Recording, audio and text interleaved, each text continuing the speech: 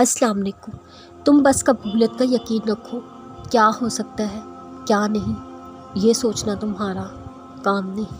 تمہارا کام صرف دعا کرنا ہے، چاہے زندگی تمہیں بے ترتیب کر کے رکھ دے، لیکن یقین رکھو اللہ تمام دعاؤں کو ترتیب دینے کا ہنر سکھا دے گا۔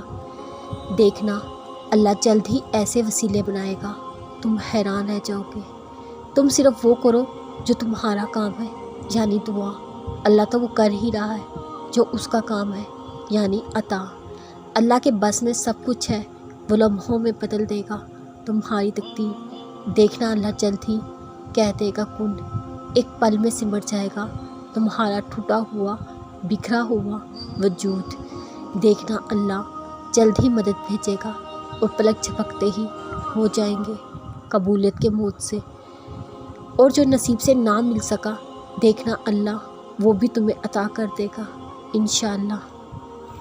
تم پریشان نہ ہو، اللہ کی قدرت تمہاری ناممکن دعاؤں سے بہت بڑی ہے۔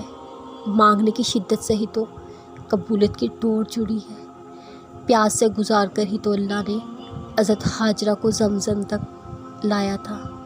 حضرت نوح علیہ السلام کے لیے تو اللہ نے طوفان کے ذریعے سے مدد بھیجی تھی۔ کتنے انتظار کے بعد اللہ نے حضرت یعقوب علیہ السلام کو حضرت یوسف علیہ السلام سے ملوایا تھا۔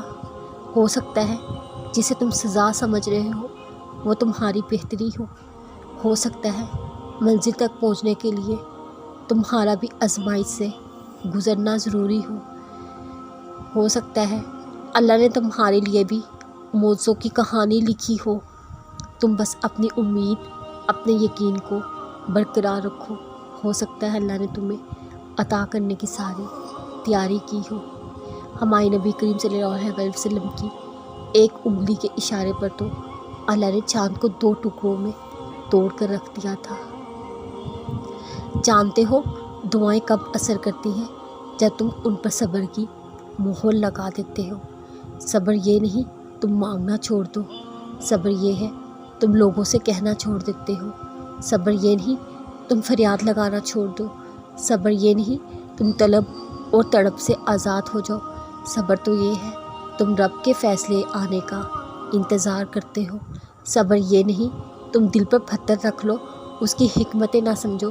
صبر تو یہ ہے تم رب کے فیصلے پر سر جھکا لیتے ہو۔ تمہاری اگلی دعا اب قبولیت کی دعا ہوگی، تمہارے نصیب کو اب تمہارے صبر پر فتح ہوگی انشاءاللہ۔